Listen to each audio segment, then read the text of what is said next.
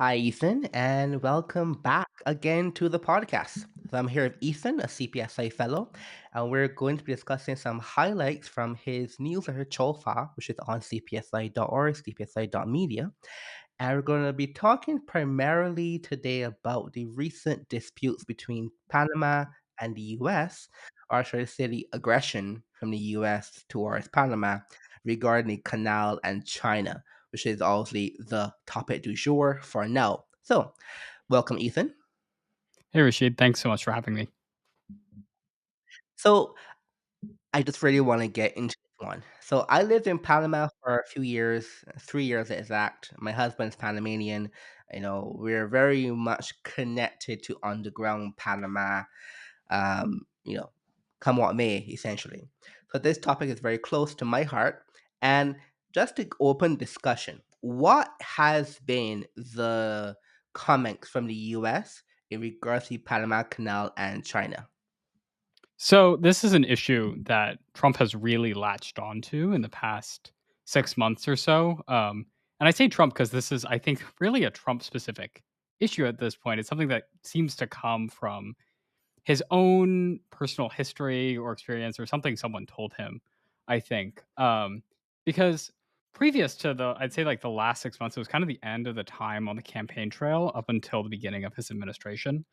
The United States, mostly via Southcom, which is the part of the military that deals with Latin America and the Caribbean and so forth, had always raised questions about Chinese influence near the Panama Canal. A lot of times in congressional hearings dealing with funding, and they would say, the Chinese are near the Panama Canal, so we need more money, or like more money needs to go to various other U.S. institutions in the region. But there was never really a conversation of the U.S. needs to reinvade Panama or take over the canal or whatnot. And so we've seen Trump more recently say a lot of aggressive things, flipping between, the Panamanians are charging too much for U.S. entrance to the canal, to their favoring the Chinese, to there are Chinese soldiers guarding the canal. For his Christmas tweet, he specifically called this out, which was Hmm. very unusual. And he said that the Chinese were lovingly protecting the canal, but that wasn't right. And then the most dramatic moment, of course, was when Trump called out Panama in his inaugural address. And I saw some commentary around this. This was one of the first times in like over 100 years that a president had referenced a specific Latin American country in his inaugural address, let alone that it was something like the Panama Canal, where this hasn't really been a live political issue in the United States since probably the 90s, but really the 1970s, was really shocking and shows how important the Trump administration is making this issue. And then you add on top of all that that Marco Rubio made his first trip to the region to Latin America, and not only to Latin America but to Panama. This was highly symbolic. Very few secretaries of state make their first trip to the region, even to a country like Panama, which is a friend of the United States, but historically countries like Mexico or even Colombia have been just much more closer to the United States in a lot of different other facets of the relationship. And so the US has been staking out this position of being concerned about Chinese influence near the canal, both commercial and possibly military, but also specifically Trump, as well as some other high level Latin American related officials in the administration, saying that the Panamanians are disrespecting the canal or charging the US too much. And as we'll talk about, this has led to, I think, a confused range of outcomes where it's not exactly clear what the end position of Panama or the United States could be in resolving this dispute, or as you said, aggression. Yeah. So I'm going to give just some color on the Panama Canal's economic impact on, well, Panama. Because there is the latent assumption that this is so disastrous potentially for Panama because it will cripple the countries economically. And, there is some truth to that, but just so we're on the same page for listeners, that we can have some idea of how much economic contribution the canal gives to Panama. So, for example, the GDP contribution to Panama of the canal is about 4.5% of Panamanian GDP. These are 2023 numbers. So this is pretty high. But of course, it's not the latent assumption I think most people have when they think of the Panama Canal. I've heard people think of like 40%, for example. I've heard that guesstimation, but it's 4.5%. Okay, now you could say, well, Rashid, it's not necessarily the GDP contribution that's important, it's the revenue to the government that's important. And that is higher. That is about 9% of government revenue comes from the Panama Canal tolls and so on. That's 9%. So that's not inconsequential, but it's not, again, it's not 40% of gov revenue comes from the canal. And within those numbers, I think it's very important to remember that 67.4% of the revenue of the canal comes from one thing. These are incomes from tolls. So tolls are really what drives the income to the canal.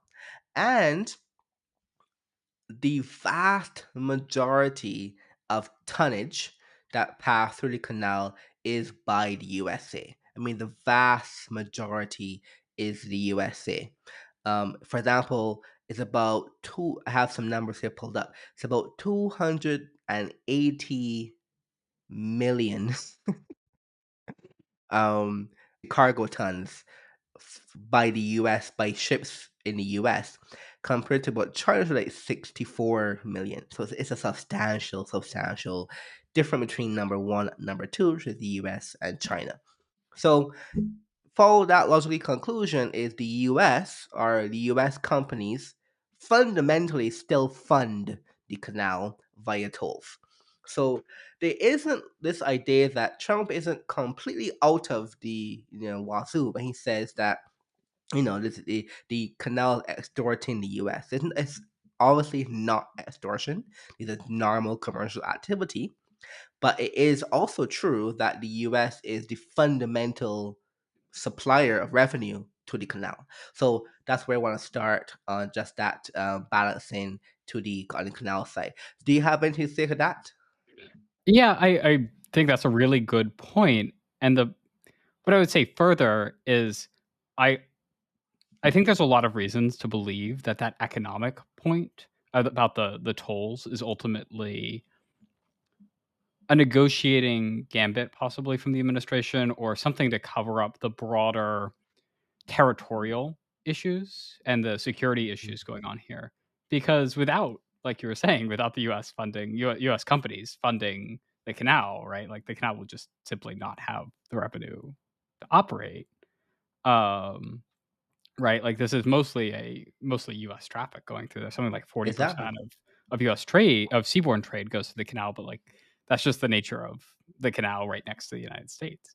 Mhm. Um, and so we've seen afterwards this whole dispute about whether or not even when it came to US military vessels, the Canal Authority was going to waive the fees, right? Mhm. I saw there, initially they said they were going to waive the fees, and it was like $1 or $2 million, and that's the amount the DoD spends on live lobster every year. Like this is to call it chump change isn't Right. doesn't even begin to describe what $1 to $2 million is in the DoD's budget. Um, and so I think that the whole side and maybe the Panama's taking advantage of the US, which I think is probably easily an exaggeration to say the least, because these tolls are Mhm. necessary to run the canal. Um, is certainly going to be part of the conversation because they need something to negotiate on. But I think from what Trump's own statements are, and constantly linking this back to China, especially since China isn't a major user of the canal like the U.S. I mean, they're number two, but it's still a fraction of how much the U.S. uses it. That the territorial issue, which I think goes to some of Trump's other foreign policy concerns, namely Greenland and wherever else, but especially the Chinese factor is much more important than these tolls. Yeah, the economic, I guess, issue with the economic aspect of the Trump discussion is so insignificant on the US side. just so insignificant, as you said, it's so insignificant. It spent more money on lobsters. Like this is not it's not a lot of money to spend. And the even if you grant that Trump is correct to say that the prices have been going up, over time. Yeah, that's true, but it's been going up for everybody, not just the US.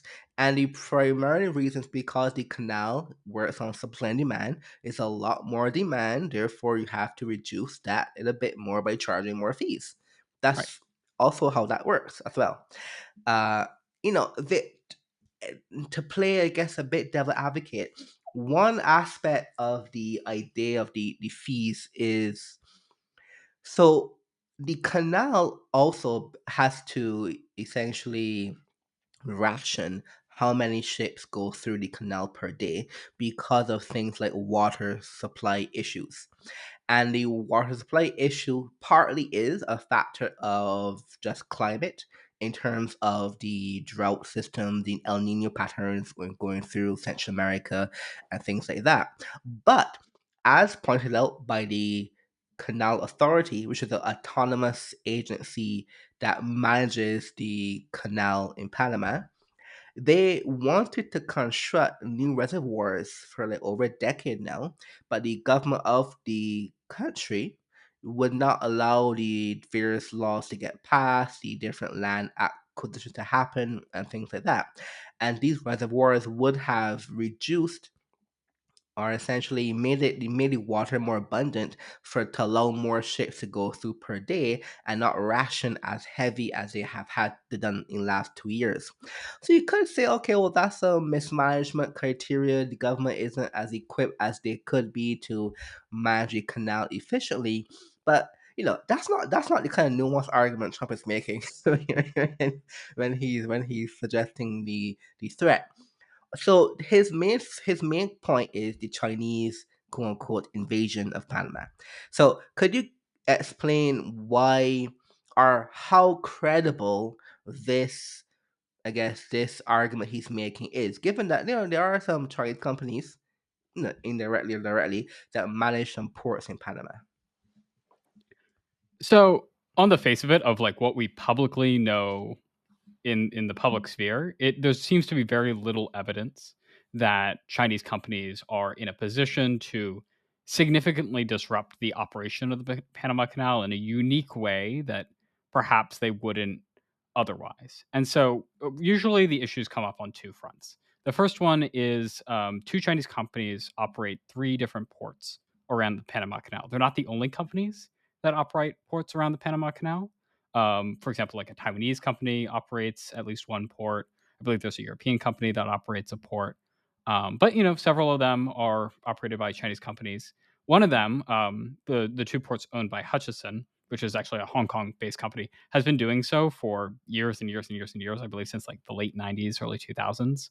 Um, and so, in a way, that this has been a long-standing concern of the United States, but that also means that there's been a long time to, I think, raise very specific or credible alarm bells about this. And so far, at least publicly, we have not ever seen, to my knowledge, the US government say specifically what they expect would happen from the operation of these ports by this Chinese company. Another company more recently gained operation of a port also near the canal. Otherwise, in the other bucket, there's Chinese operations, Chinese companies that operate near the canal. I mean, as you well know, lots of the two of the most important Panamanian cities are right near the canal, and so naturally, there's lots of banks and lots of Chinese businesses operating in that area. Most notably, when it comes to just Chinese operations, a Chinese company is helping build the fourth bridge over the Panama Canal. So sometimes this gets referenced as well. It's usually the three ports and the one bridge. And so the idea is that perhaps these Chinese companies would sabotage in some kind of gray zone tactic to disrupt the Panama Canal. Is that possible? I think, nothing's impossible. Chinese companies have very close relationships to their government in a way that, a German company might not with the German government. But that being said, it's also not obvious. A lot of times, you'll hear people in the defense community say, oh, well, they'll, like, do an oil spill or they'll have a ship run into something. And what's not obvious to me, I'm not a maritime expert, but that sounds like something that Chinese ships are transiting the canal all the time. There's Chinese business happening near the canal all the time. That isn't something that's highly dependent on 1 or 2 ports. The other half of this, aside from sabotaging the canal, is you'll hear some people, mostly in DC, say, well, these Chinese companies can get specific information about U.S. security operations near the canal. The U.S. Navy uses the canal a lot to transit things, or these Chinese companies can gain insight into packages that are going through the canal because they're going through either side of the port. And while it's probably true that Chinese companies have insight into things moving through their ports, they are not the only ports operating near the canal. It's not like your only choice is a PRC or Hong Kong based company if you're transiting through the Mhm. canal or if you need to use a port near the canal. And so, this in response has, I think, led to a little bit of confusion about what the next steps would be. The Panamanian government has announced an audit of Hutchison Holdings, the company, the Hong Kong-based company that operates two of the canal ports. And so we'll see if Panama comes up with either a legitimate reason to cancel these contracts or a illegitimate political reason to cancel these contracts, or just says, "Look, everything's fine," because at least as far as I've seen, there's never been a very specific, like I said, a very specific or credible statement saying, "Oh, these Chinese companies are doing this, and this would violate U.S. security, threaten U.S. security, or create a threat in the context of a potential war." So there has been some local discussion in Panama about the contract for Hutchison and the port management, not in terms of security, but primarily in terms of economics. So it is the idea that the concessions are too favorable towards Hutchison, and those should be essentially revamped in some way. And there's some lawyers and stuff in Panama, maritime experts that say, yeah, these contracts, when they were first negotiated, they were done from a very weak position from the Panamanian government. That's mostly true, given the very domestic turmoil that's happening in Panama back in 98, 99, and so on, when Canal was being handed over. But now that there is more stability, there's more credibility, there's just more essentially people understanding the process a bit more, they're saying, okay, the amount of money, essentially taxes, that the Hutchinson pays to Panama's government is substantially low relative to the profit they get from operating the port. But it's a pretty common, concession versus non-concessionary commercial contracting problem that, always comes up everywhere. So not specific to Panama and Hutchinson and China and so on. But that is like a local discussion that will probably get more ignited now, given also the pushback from the US. Um, there is also this other aspect where I think people downplay this a bit. I'm not saying it's true or not, but it's downplayed a bit. You know, the US used to pay concessions to the Panamanian government when they fully control the canal, or well, they control the canal zone entirely. It's not only canal itself. And when you were to add up these, there's a book called The Big Ditch that does some economic analysis on this. And the amount of money they paid in concessions and taxes and human resource management is actually substantially less than what they currently just pay for tolls. See? So it really shows that the economic argument really is not. You cannot give too much credibility to anything someone says when it comes to the U.S. gives always paying we're paying too much money for tolls. It's just not credible as a defense to why you want to bring it up again. But on the other side, when you mention the idea of the Chinese companies, they don't need to operate ports to really have insight into what's going on in the canal. And let's be honest, you can inject a spy into a U.S. company. We've seen weekly after story after week in the U.S. just being revealed now. So that doesn't really seem very credible either as a counter argument. So it's hard to figure out why exactly, besides just wanting the canal again, Trump administration is so gung ho on this topic. That's the puzzle. Yeah, I think ultimately we had talked about this before. I think there's a bit of a underestimation sometimes in the public media just because it hasn't been a live issue in a number of years. Just how much at certain points in US history the giving up, quote unquote giving up of the Panama Canal pulled itself into the US psyche and the political psyche, Mm-hmm. right? Like in the 1970s when this canal treaty was being negotiated, it was very, very fierce. And it ultimately, even after the canal treaty was finished and ratified by the Senate, it was a very, very close vote. Um, Ronald Reagan ran on this against Mm-hmm. Jimmy Carter, and made it a big nationalist issue. And even through the 90s when the handover, was supposed to happen, I referenced this in my piece. I was recently reading a novel by the great John le Carre, and the Mm. whole thing is about how during the that takes place during the 90s during the transition, and how the US and in the book, the US and Britain come up with some fake intelligence and then use it as an excuse to reinvade Panama.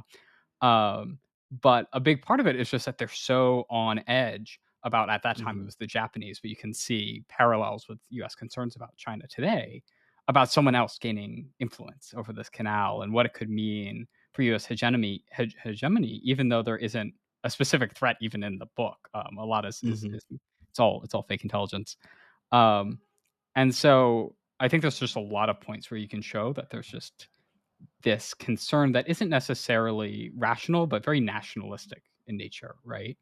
I think you can also draw it back to, maybe we'll talk more about this later, but Trump seems to have a very strong admiration for former President McKinley.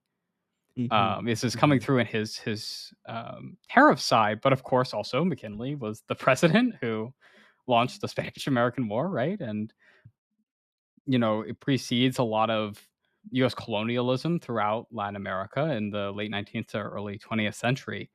And so I think this kind of mindset of, well, this used to be ours, we should have this territory back, it makes the US great again, quote unquote, um, is a really strong justification for some policymakers today, namely Trump. And then on the other side, even though we've discussed how, at least again publicly, there isn't a ton of evidence that the Chinese are about to use the canal to take down the United States, maybe some intelligence will come out later that these ports legitimately are threats. But right now, the New York Times hasn't really reported anything like that.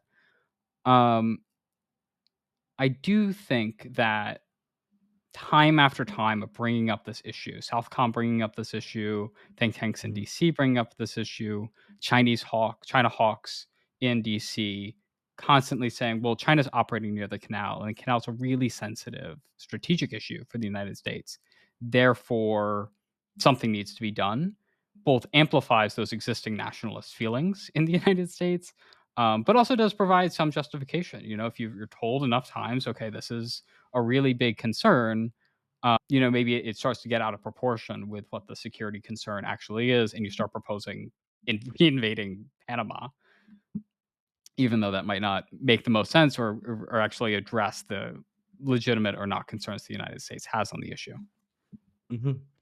This is a very random aside, but so the book you mentioned is The Tailor of Panama, and so there is actually a tailor in Panama, Mhm. of course, obviously, but the movie for this book was done in a particular tailoring shop also in Panama, and I also go to that same tailor. So they have like pictures of like this movie set coming to do the pictures and so on. The owner's grandson now manages a tailor shop called El Sastre de Panama near Balboa.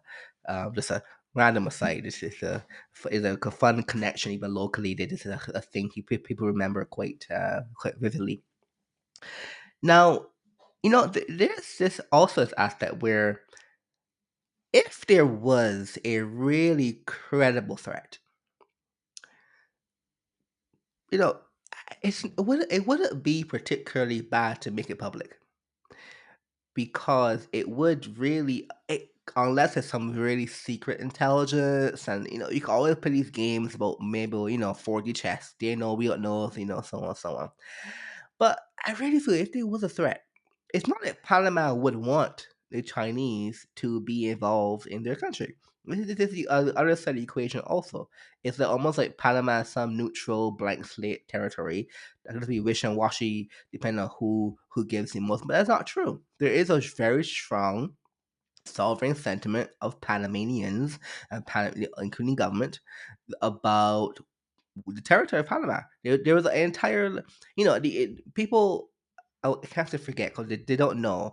People don't know one of the biggest things that really pushed Carter, who had a much more, say, call it moralistic foreign policy, to do the handover was there were some extremely bad clashes of Panamanians and Americans in the Canal Zone around the 60s and so on. And to this day, they have national holidays in Panama about the fight to reclaim, you know, they say reclaim, but it's weird because I personally, you can't use that term because it actually was never Panamanian. It's one of the weird, call it, what do you say, unfortunate truth about the history of Panama. Panama is only a country because the U.S. really stoked the Revolutionary Guard in the province of Panama in Colombia to break away from Colombia, and literally like weeks after they signed a treaty with the new independent Panamanian territory to control the 10-mile wide strip of land that ran through the country to build the canal. So, from the very beginning of the country of Panama, the canal zone was American. And they did actually pay and design all the construction of the canal. And 2025, this day, the US have managed the canal longer than Panama has managed the canal. So, it's not like it's an outrageous thing to think about in terms of the who's the natural managers, of the Panama Canal. You know, Obviously, if you are in Panama, this is not a point people to make. I actually see some propaganda from Panamanian. I use propaganda in the technical term from some Panamanian, Panamanian politicians, young people on social media that will show like a picture of the old Mary Flores lock and the new Mary Flores lock that was opened in 2007 or 9, I believe. And I say, hey, this small thing is the US and this big thing is the Panamanian construction. I'm like, this is absurd. The canal is the actual canal. The entire canal was built and paid for by the US. No, but and you just like one actual lock. So as I see that picture, I'm like, that's pretty sad because that shows the only thing you've done is to build a slightly bigger lock on one side of the canal. And I don't think people realize what they're doing by sharing that picture. And but that's one of the funny things I realized also recently. But it's kind of propaganda on the domestic side in Panama as well. They're right, but the way how they go about it is counterintuitive.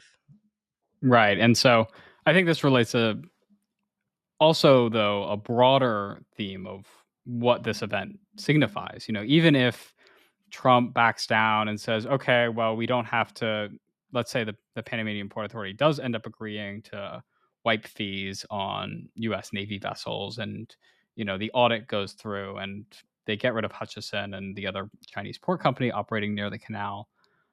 Maybe they'll use this as an excuse to say to back away. Maybe they won't. But I think this whole bullying episode from the United States ultimately is inflaming some of those nationalist Hmm. feelings you're talking about. I mean, we're seeing this elsewhere in Colombia, and I think we're Hmm. seeing it a little bit in Mexico, and we're going to see it elsewhere. And it both undermines, I think, the U.S. credibility in discussing Chinese bullying, both in China's backyard in Asia, but Chinese, quote Chinese bullying possibly in South America and Latin America and elsewhere, as well as makes the U.S. a less reliable partner. As you said, the protests and stuff. The concern on the U.S. part was you can see in what the Defense Department was saying at the time. They were afraid that there was going to be another Vietnam, but this time closer to the United States, Hmm. and where there were already a lot of U.S. military installations. And that was the motivation for multiple administrations to negotiate up through the Carter administration. And so I think that security concern of, yeah, okay, maybe the US would be able to invade Panama. Panama doesn't exactly have an army, but holding it, it's a very controversial issue. It doesn't really do the US any favors. Hmm. And ultimately, this episode itself, regardless of the conclusion, also just does not help the US in any soft power sense in the region when it's trying to have this broader competition, quote unquote, across the region, across the world with the PRC. So we're going to keep an eye on this, and I'm sure we're going to discuss this again in the future. But now we should pivot to some other, main points of the recent Chaufa. Kind of stems in from Panama. So one of the announcements that President Molino did is said Panama will not renew their membership of BRI in 2026. And this is not actually anything to say. This is a non-statement because it doesn't mean anything. And one of the points that you bring up as well is, the idea that BRI is some boon to the relationship between the domestic third country and China is the idea, okay, you get more loans, more engagement, and things like that. But you pointed out in Chaufa, the last Chaufa, that actually, even if you look at the data, the amount of money you get pre BRI is often higher than post BRI. So it really is like simply symbolic of being a quote unquote BRI member. But let's go into that a bit. Yeah, so as you said, Panama did say that they will not renew their membership in the BRI, the Belt and Road Initiative, after 2026, which is, I guess, when it was supposed to expire. And so, on the one hand, a lot of people have been making a lot of hay out of this, and I think there's a symbolic soft power reason to do so. Of course, Panama was the first country to join the Belt and Road Initiative in Latin America in 2017. Panama did this right after establishing relations with China, and it was symbolic because in 2017 it wasn't exactly clear if the BRI made sense in Latin Mhm. America, right? It was originally the Central Asia from China to Europe project that encompassed Southeast Asia and parts of Eastern Africa and the Indian Ocean. And it actually meant very specific pieces of infrastructure. And then it was growing and growing and growing into this broader framework that was implemented in the Chinese constitution and really became Xi Jinping's signature idea. But that was happening at the same time, like you said. A lot of investment and financing was already happening in the region. And so I think there often is a tendency to conflate being in the BRI and the BRI happening around the world and financing and investment and trade from China and being a boon to local economies around the world. And so, as you said, so Panama joins in 2017.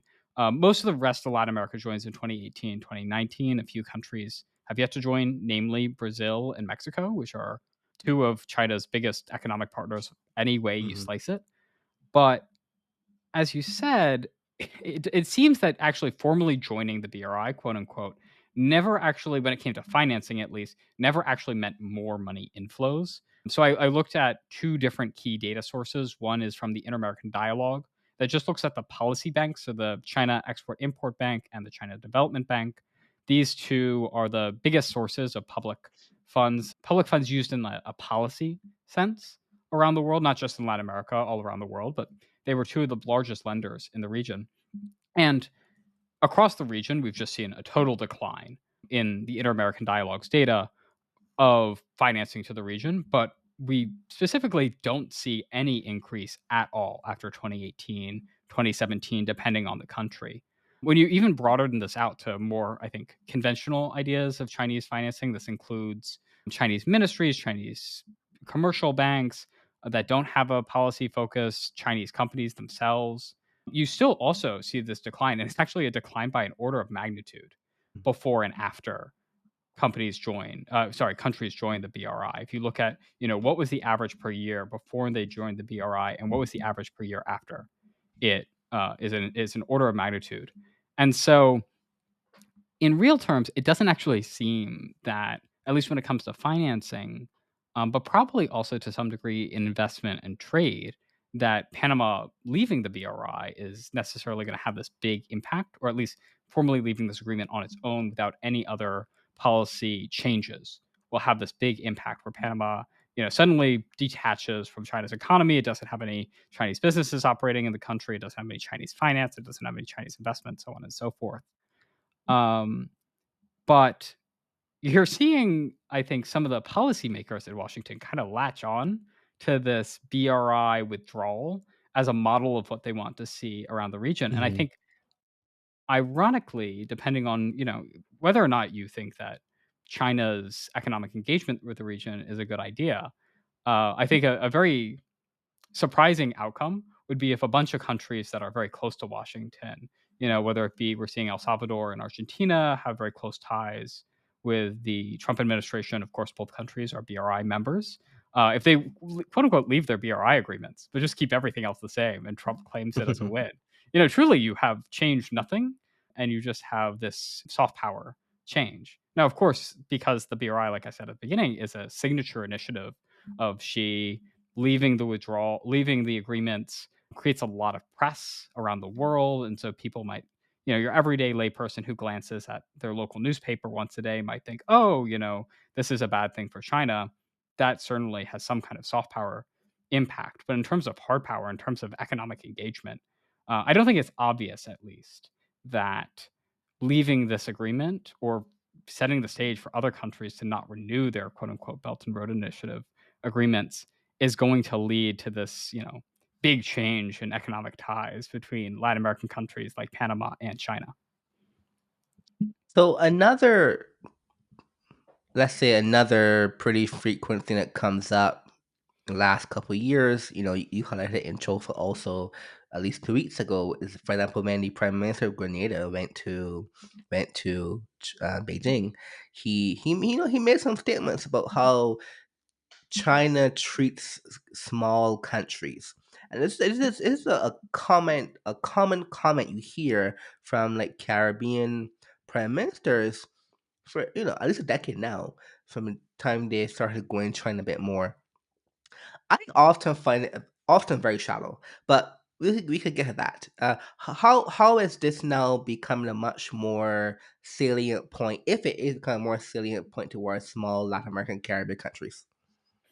I think there's two sides to this. One, like you said, there's the high level people like being feted, especially when you're a leader, when you're a head of state, when you're or a head of government in this case. And so the tendency tends to be for a lot of these Caribbean countries and even other countries around the region that their leader will be invited to China every 5 to 10 years or so. It usually seems to be every 10 years or so. And they tend to have the same discussions. Last year, the Prime Minister of Dominica also visited. I believe the head of Antigua and Barbuda also visited, and one additional English speaking Caribbean country also visited Beijing. And so, this is something the Chinese are kind of used to hosting. And there's variation. I covered last year how the topics that they'll talk about, they'll adjust to the local settings. So, some will talk more about energy, some will talk about digital issues. If agriculture is a main issue in a country, they'll talk a lot about agricultural cooperation or so forth. But, they bring them to meet Xi in the Great Hall of the People or whatever meeting room they do. They get to meet usually the Prime Minister of China or the head of the National People's Congress. Usually they'll go to another city like Shanghai or Hangzhou and meet with some business leaders, discuss some investment. Maybe they have, $10 million. I think in this case it was like $13 billion in aid that they can announce and bring home. And that's all very nice. But then there is the other side of it too, that other countries don't, especially the United States, don't tend to do this very often. Mhm. And so there's also that contrasting side where it makes, because the Chinese foreign ministry is putting in a little bit of effort to this relationship, it makes other countries, I think, seem like they're not as engaged by comparison. This is something we also bring up. Of course, the other major Asian country in the Caribbean is Taiwan, where what 4 or 5 of the remaining allies, the diplomatic partners of Taiwan, are there. And notably, for the countries that still recognize Taiwan, their prime ministers visit, probably once every year, 2 years, 3 years or so, depending on the country. And they very frequently have the foreign minister of Taiwan visit. The president Mhm. of Taiwan will visit their countries a lot. Lai Ching-te, the new president, he's been in office for less than a year now and has not yet visited the Caribbean, but he probably will in the next year or two, just because that's often used as the excuse to then go to the United States on the way. Of Mhm. course, Taiwan values those relationships anyway, but that's also a key purpose of the visits. And so anyway, back to the original point of what this Grenada visit means. Yes, it's nice that there's all these bits of cooperation, and it shows that the Chinese diplomats working on the ground, the Chinese businesses are working on the ground, give some value to the relationship. But there's also that key comparison with the U.S. where these prime ministers probably are not ever going to meet Donald Trump one on one in the Rose Garden or the East Room or whatever. But they do get to meet Xi, at least once or twice while they're in office. So this is the central comparison. Yes, they won't get a handshake with Donald Trump at Rose Garden, but to me, this is a very clear indicator of who's actually the dominant power. Of course, right? Yeah. Because you know on the Chinese side, they say, well, heads of state should meet heads of state. Yes, okay. But often, like, for example, the Caribbean prime minister might meet with the vice president of the US, for example, or the secretary of state, or often not even that, perhaps just even the ambassador of the US to the particular region. And I think that is unfortunate. I will agree with that. And Trump, or the president of the US, doesn't often go to the Caribbean, even broadly construe the Caribbean. But at the same time, that is often because the Caribbean countries make themselves unimportant to the North American mainland. And that is to me why this is always such a very shallow comparison. Because, if Caribbean countries had a substantially better economics, better economic policy, better growth, better impact, better base for US companies, all the kind of things. For example, Prime Minister of Singapore goes to the US, all the big fanfare. Right? That's Right. as big actually as some Caribbean countries. Actually, it's smaller than some Caribbean countries too. So the thing that raises me is that Xi Jinping, or the Chinese version of this, is like, no matter how bad your economy is, no matter how bad your governance is, no matter how unimportant economically you are, you get a handshake. That's okay. But to me, I think the Caribbean prime ministers take that way too seriously, and it kind of absolves themselves of actually trying to, bring up the economy, bring up the standing of the country substantially more.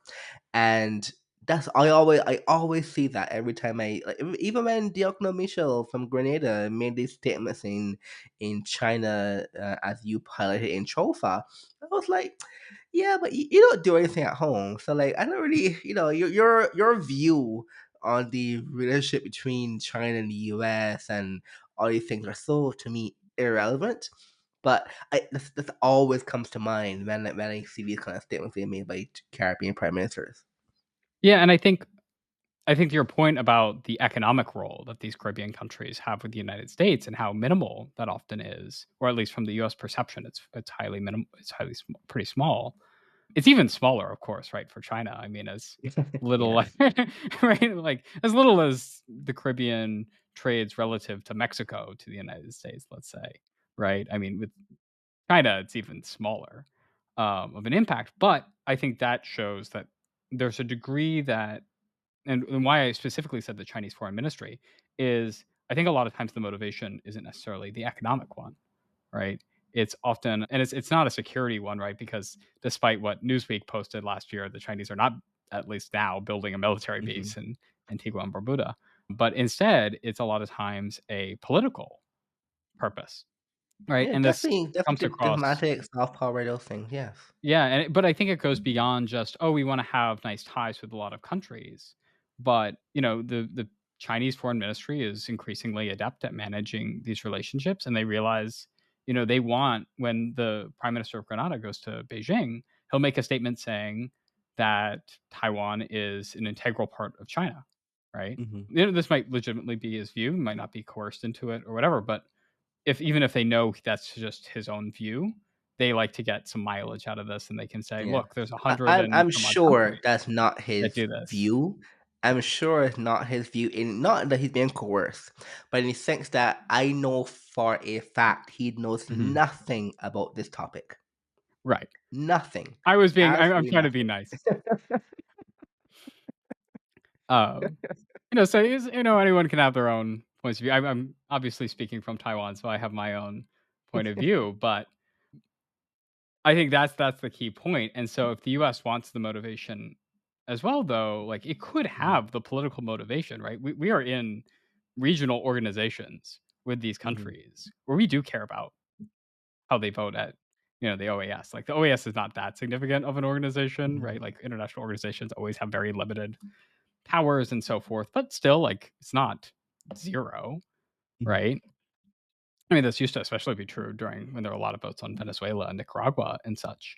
And yet, there also is, like, the US decision just not to engage, and so I think that's a very fair point on your part that, perhaps Caribbean countries can Yeah. certainly do more to make themselves more relevant, but there's also very much an active decision on the US, not to host a big summit every 4 years with all the Caribbean leaders in the Rose Garden. Yes.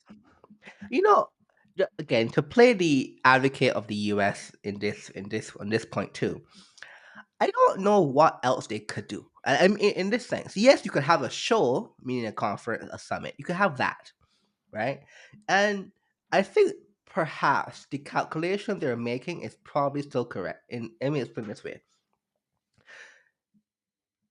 Caribbean people do not want to migrate to China; they want to migrate to the US. Mhm. Caribbean people don't watch Chinese movies; they watch US movies. They don't listen to Chinese music; they listen to US music. They don't wear Chinese clothes; they wear US brands. I could go down the line here, right? When the tourism that comes into the Caribbean is not from China; it's from the US and Canada. More increasingly so from the US. The cruises are primarily from the US companies. So it doesn't really. People say all the time the US should engage more, and they mean maybe track one diplomacy when they say that. But on every other possible level, there's almost like complete US engagement. Because okay, but the IMF is a US institution, no matter how you want to slice it. So is the World Bank, right? For example, the main private buyers of Caribbean debt are U.S. hedge funds, for example.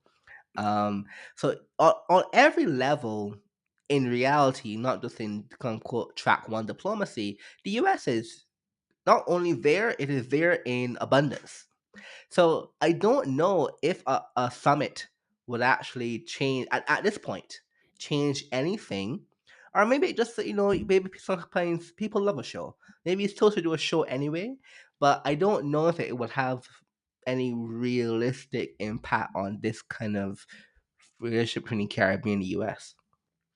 Right, and I think that kind of shows that his the comment that the prime minister of Grenada made in the first place of Mhm, regardless if you're a big country or a small country, I'm paraphrasing here, right? But regardless if mhm, you're a big country or a small country, the Chinese will still host us, right? The Chinese still care about you, so on and so forth, which I think obviously is a pointed remark towards the mhm, United States, implicitly at least. Um, but it ultimately, that comment is about the show of it. mhm. How That's true. much do these agreements really end up mattering? The $13 Mhm, million that the Chinese ended up donating, right, or provided in financing, I can't remember which, if it was loans or grants, but regardless if it was loans or grants, this isn't going to remake the country, right? that's right. This is ultimately symbolic in nature, but I think that kind of shows how much sometimes symbolism just gets headlines, and yeah, everyone's going to forget about this trip in a year, but still, the amount of effort that needs to be put in to get these headlines and make that symbolism is actually, I think, quite low, especially Hmm. when you already have these existing connections, Right. right?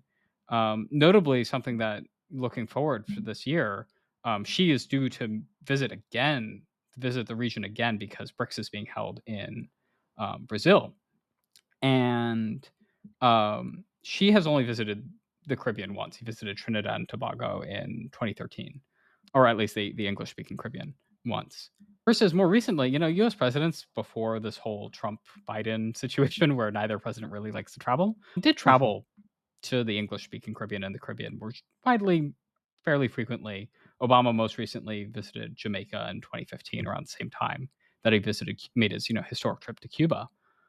But I think a big question is, during that trip to Brazil, usually it's the big trip. They'll stop over in a country on the way because they're already in this side of the world.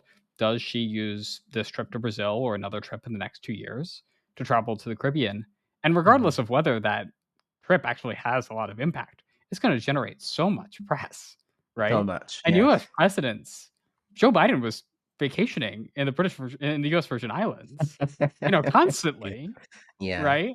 And, like, how hard would it for them, to be to fly an hour to any given country in the region, Yeah, right? or more so, Trump is always at Mar-a-Lago. Get on a plane Right. and go to Jamaica. It's like 2 hours. Right, right. How far is it to the Bahamas, right? Like, it's actually Right. not right, like, they have that option, and they Exactly. choose not to take it, Mhm. but it is right there. It's a lot less taxing than she visiting Brasilia or wherever, BRICS is gonna be hosted, I can't remember, and then stopping on the way to, let's say he stops in Colombia and then stops in Jamaica on the way or something like that.